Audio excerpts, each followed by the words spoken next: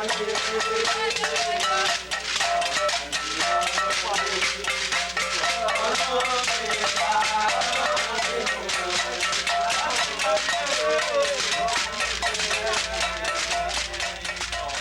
is Somadhi, Yoruba priest, and we welcome you to the African Connection.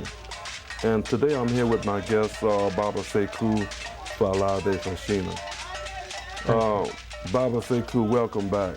Yes, thank you, Baba, for the opportunity. Thank you and your staff for allowing me to come back again, and thank you very much. Well, last week you was preaching about his story and our story. I would like to continue. Baba,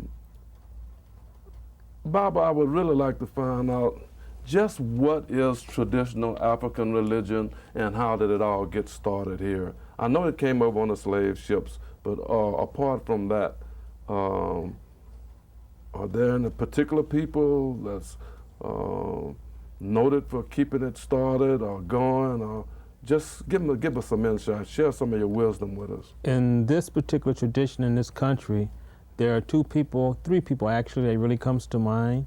One is Chris Oleana, who was one of the premier Orisha priestesses in this country. And the other is His Royal Majesty Osojimi Adifumi, who is the king today, or the Oba of Oyetunji Village in Shelton, South Carolina. I see. One that's very close to me is Akinwale Dosu. He was the first initiated Yemanya priest in Los Angeles. And these three people were very instrumental in perpetuating our root back home to our ancestors. They took it upon themselves with their curiosity and their incentive to make that step to go back home to tradition and to make inroads for us, their children, to follow. So they are very, very important. They established temples in New York. They established temples in Chicago. They established temples all over the United States to perpetuate the Orisha understanding. The Orisha understanding actually came into this country prior to 1958, when the doors in Cuba were opened, and a lot of the people from Cuba came here, and we were exposed to it at that particular time. And these 2-3 individuals were very instrumental in us understanding this tradition. Now, I don't want to put you on the spot, but I've heard that you was the first Ifa priest in Los Angeles. Yes. To go to Nigeria and to become a priest and come back and share your wisdom. In actuality, that's true in Los Angeles. And I'm still a child and still learning, but it even precedes LA. Actually, I was the third initiated Ifa person in this country.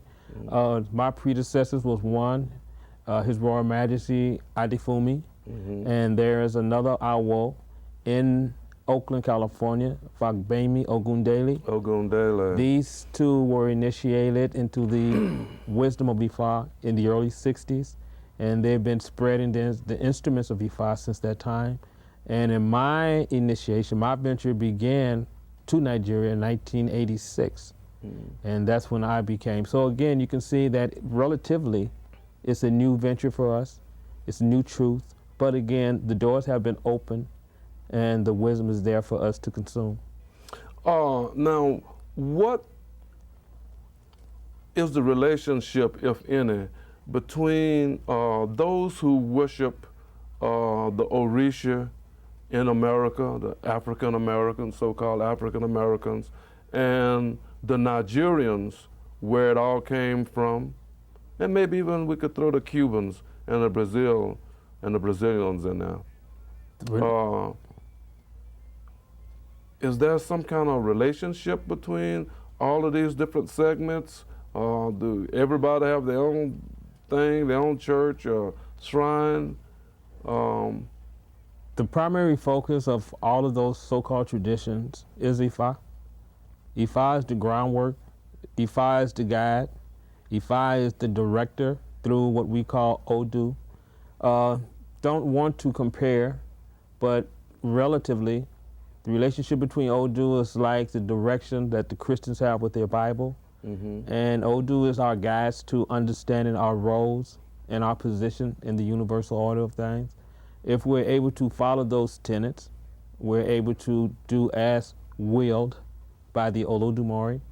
So that's guiding force, that connecting force is what we call Ifa. Ifa is the universal container of all of those instruments.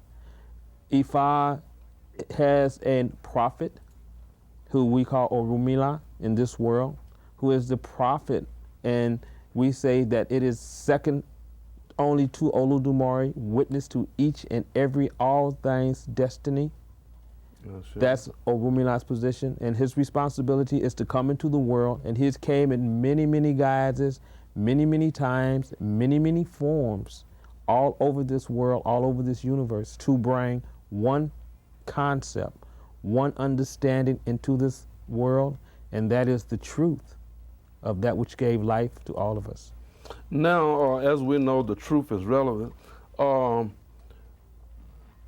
Let me ask you a question. Just what is this? I mean, I know, but I know there are a lot of people that I work with, friends of mine, ask me questions about just what is Orisha worship? What is the Orisha? Who are the Orisha? Where they come from? What is this? Good question. The Orishas are those elemental forces that exist within all things, throughout the universe, that exists and has life within existence. Everything that is has that power of God within it, and we use those Orishas as guides. This thing, this religion, as they say in the world, is not a religion, but it is a way of life. It is a way to get back within the bosom of Olodumare. It is a way of getting back within the kingdom of Olodumare. It is a way of getting back within the familyhood of the universal life force, which is Olodumare. So now, when you say elemental forces, are we talking about fire and water and earth and air? Yes. That we're worshiping? How does that work? Okay, I believe in the last segment we talked about the relationship between people in the diaspora and their relationship with nature. All things, fire, water, earth, air, all of those have life force, life-giving force. All of these objects, all of these entities are elders because they predecate, they are our predecessors. So we use these as objects, we use these as guides to do what's necessary to continue our life. The Orishas are forces that have came into this existence to give direction through example for the children, ourselves, to follow, so that we don't have to suffer as they had suffered to learn the lessons of truth. Very good. So now I understand a little more about the Orisha. I've heard about Shango dealing with fire, and Ogun, the god of iron and war. We're gonna go on a short break shortly, but maybe we can come back and just talk about some of those characteristics as they relate to humans and our characteristics. Yes. Maybe we can dive deeper into that and or bring out some of your wisdom on that. Yes, and I'm sure everybody will be very interested in Oshun, the Venus of our Pantheon, the Venus of the universe, and the relationship. So it should be very interesting. Okay, thank you very much, and we'll be right back.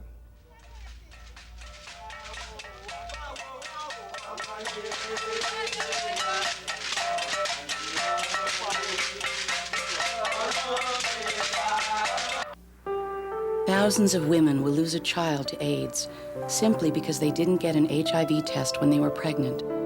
You see, there's now treatment that can help stop the spread of HIV from mother to baby, which gives children of HIV-infected mothers something they never had before: a chance. If you're pregnant, please get an HIV test.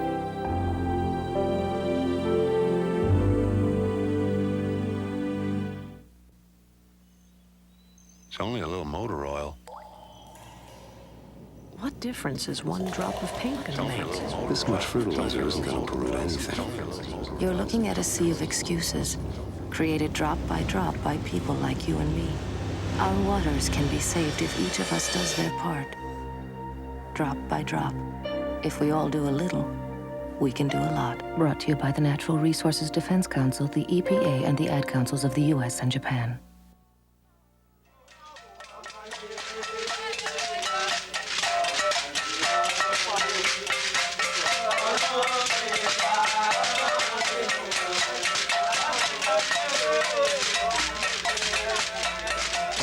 Welcome back to African Connection, and we're here today with Baba Sekou Falade. And Baba, we was just discussing the Orisha. They're called, I know, it was something sort of mystical to me when I first heard the name Orisha, and the 7 African powers. I'd like to talk a little bit about the 7 African powers and what those 7 African powers are. Okay, Baba. The Orisha. Let's define what are Orishas, and how do we ascend to become Orishas? Even before our connection with the Orisha, we have what we call Egun, or Egungun. And those are the departed ancestors. Those are the souls of those who are within our families, Egun. Egungun are the combined souls of those who departed, who have yet to complete their task in this world. So you mean that it's not true about once you're dead, it's done? No, because there is an incarnation, reincarnation. We have a saying, Aja Loja, Orunmila. The world is a marketplace, heaven is home. We incarnate into this world from spirit, and we reincarnate home. Reincarnation. Reincarnation. At that point of reincarnation is where we define if we become Egun or if we become Orisha. We recognize the Egun as departed ancestors. Orisha are what we describe as deified ancestors.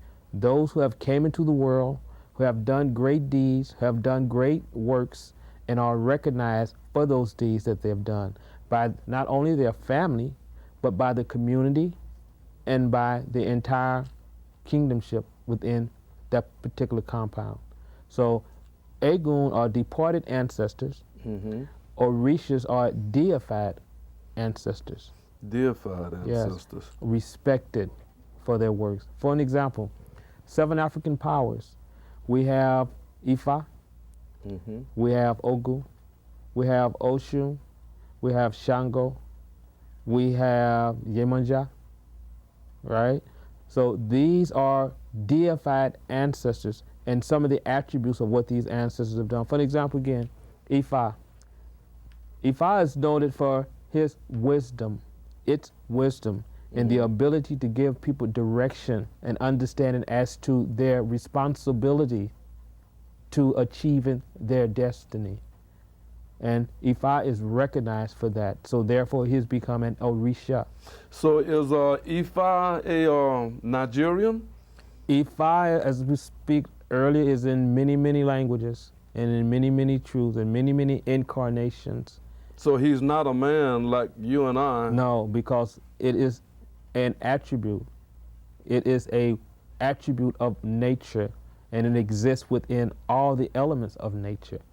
That's what those Orishas are. They exist within each and every element, and it's our responsibility to pull those goodness out and utilize that good to direct our life and achieve our destiny. And how about some of the other ones? You was naming Yemanja and Oshun. Who's Oshun and Yemanja? Okay, Yemanja. Yemanja is the Orisha, and she's recognized as the Orisha of regeneration. Her elemental attribute is the ocean. The ocean. We say all things goes to the sea. All wealth comes from the sea. It is water that brings us life and gives us life. Yemanja is that elemental force that brings and regenerates life in this world and in the next world. So all forces that exist is being supported by the mother, which we recognize as Yemaya of the ocean. She is the salt water. She is the top layer of the water that exists in the oceans. But I just like to bring in one little part here. When people go out to the ocean and they worship Yemanja, are they worshiping the ocean? They're not worshiping the ocean. They're worshiping the attributes, the strength, The character strength and the power behind the ocean. of the ocean. And it isn't anything physical. When you become a part of the natural order, you see things for what they really are and not because of the illusions that's being projected. So we're really not worshiping oceans and trees and water and stuff? We're worshiping the indwelling spirit that comes from Olodumare. From Olodumare. Oshun. Oshun is sweet water. You'll find Oshun in every culture that exists in the world. When I was a youngster, I was very much involved in Greek mythology and Grecian mythology, Roman mythology, Viking mythology. And we found that in Oshun, you find Venus. Aphrodite, the goddess of love.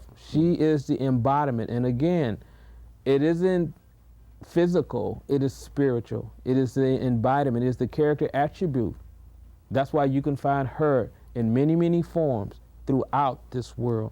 Oshun, in our understanding, is the concept of love. She's a concept of compassion. She is a concept of, and the understanding of one that's really concerned about childbearing in this world. So it is an attribute. It is not anything that we can say physical. These spirits exist, and they exist within all things. And it isn't anything that you could deal with, color, race, or creed. It's beyond that.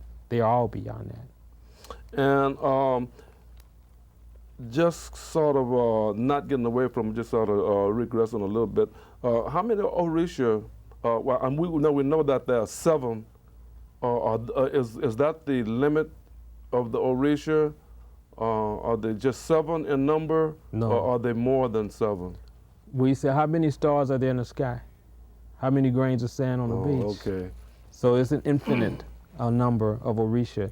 But within our limitations, some say there's 201. Some say that there's 401.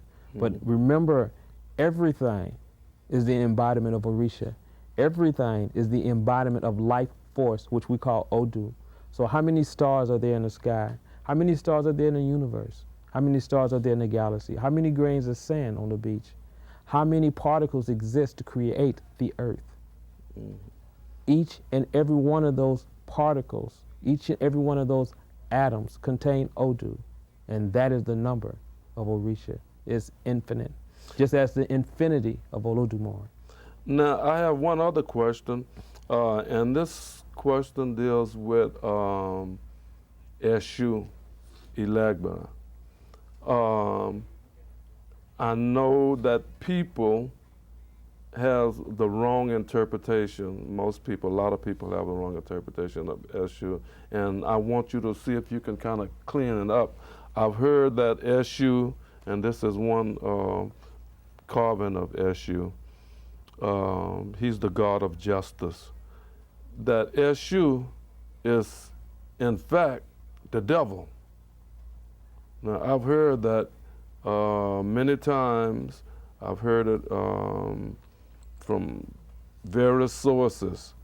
Now, what is the background on Eshu being the devil, and how, if he's the devil, why are we worshiping him? Eshu, many people have a misconception, as you say, which is true. The devil, there is no devil in traditional belief, none. In traditional African? In any traditional belief. Any traditional belief. There's only the devil in one concept of belief. Traditionally, we understand Ajogun.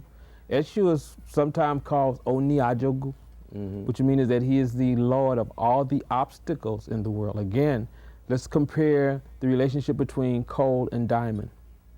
Coal and diamond. It is because of that relationship, that energy of 3, that brings about the manifestation and the incarnation of the diamond from the coal. Eshu is responsible for bringing about the manifestation and the revelation particular individual is about. We take it within ourselves in society to blame it on the devil. So that's sort of like the devil made me do it. But that's an excuse because we don't want to be accountable for what we chose to do. And I also share with people, I say, okay, if you want to point your finger and say someone else made you do it, if you look back to yourself and into your hand, Eshu's number is 3 and it's pointing back to you, and Eshu is saying, don't blame me. You made the choice. You have to be accountable. So when we say the devil, that's just a way of not being responsible for our own actions and our own deed. Eshu is a life force that is there to make us make a choice to achieve or not to achieve.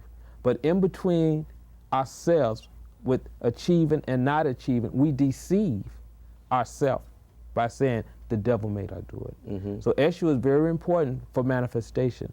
Eshu is there, the maker of choice, and that's his responsibility. And no one is able to straddle within that. Again, we talk about dialectics. You know, there is no life in dialectics. You know, everything have to have 3 elements for manifestation. 1 + 1 is in dialectics 2.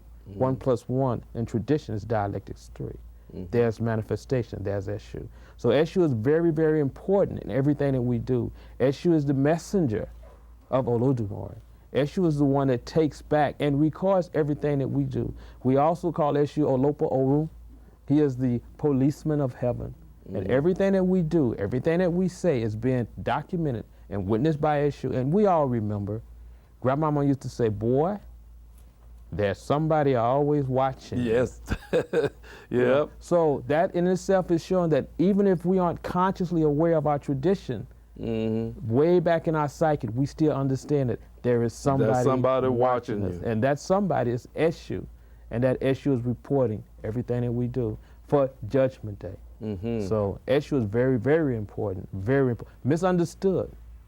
You know, we laugh because Eshu comes in this particular color codes, red or black, or is he black or red? And people get in bickering, but no one wants to be accountable. If you see Eshu as red and black, ashe, so be it. If you see Eshu as black and red, ashe, so be it, because both of you are correct. You have to be accountable for what you choose to call Eshu, but Eshu is going to make you reveal what type of individual that you are. I've heard that Eshu was a troublemaker. That was old dude that talked about 2 friends saying that they would be friends for life and all of this, and Eshu walked by him with his black and red cap on, and the next thing you know, these 2 friends were fighting, arguing about Eshu. Yes, I remember the Odu. And it was an interesting Odu, but as we said earlier, Eshu will manifest what type of character one person have. Eshu will manifest the strength one have in the relationships with other. And if Eshu comes between you, it isn't Eshu that is the one that disrupted the relationship. It disrupted itself because the relationship wasn't as strong as they believed it was initially. And all Eshu did was came out and brought out the truth. And that's what happens when we confront Eshu. Eshu makes the truth come out. No matter how we try to hide it, Eshu will reveal, manifest the truth. I want to ask you one question about this character. How is character used in the sense of dealing with the Orisha? I've heard that a certain child might be a child of Ogun, and this child is walking around carrying pistols and knives and doing all kind of undercover stuff. He might be selling drugs and that. How can we relate this to Oshun and try to bring some order and peace into this child's life? Is that possible? Yes, but again, it comes with time. It comes with meditation. It comes with sitting with people. It comes with education. It comes with giving people an understanding as to the character of these particular Orisha. For an example, if a person is an Ogun child, this person have to be able to understand the direction through Odu, through Oriki, through history, our story of Ogun. So this child can see what Ogun did and how he can pattern his life to become successful without suffering. If a child is a child of Oshun, what we're looking at are the character attributes Again, character attributes are what we're looking at, and we have to be able to educate these people as to how they align themselves with those attributes. If a child is for a child of Obatala, they have to be educated as to what is Obatala, what is the attribute of Obatala, what are the do's, what are the don'ts of Obatala, how one can utilize those things to manifest destiny in their life. Again, education and time, and is able to mold and make things better for each and every one of us. Out of the 7, I think we've covered about 5, and I was just wondering if you could give us just a quick interpretation of Shango and Obatala. Okay, let's speak on the relationship between Shango and Obatala. Very close, very close. Fire and water, fire and coolness. Shango, that's another Orisha that's very misunderstood. Very misunderstood. He was a very great warrior, but he was a very greedy person that ended up destroying his whole town. And also, I know we don't have time to get into it in this segment of the show, but I heard that there was some squabbling whether or not Shango had killed himself, had hung himself. Shango didn't hang himself. We call Obako so, Obaso. Yes. Yes, but even prior to that, again, through education, through revelation, and we've been blessed with that today through the communication of travel. We've been able to be exposed to those truths, to understand why Shango even got to that point. Why did he hang himself, or why did he not hang himself? Why did the king die? Why did the king not die? Why was he incarnated? Why was he respected for what he done? Why was he not respected for what he did not do? So again, through incarnation and education, people are able to absorb the truth of the Orishas, and it takes time. But again, we're getting close to that. Baba Sekou, it has really been a pleasure, and it's been so informative, and I know our listeners are glued to the television to hear this wisdom about the Orisha. And I want to thank you from the bottom of my heart for coming out and sharing your wisdom with us today. Thank you, Baba. And remember, we are here. The missionaries have returned. The truth is here on the continent. And what we lost has been found. It was always there. Yes. And this has been the African Connection. So thank you very much, and tune in again to the African Connection.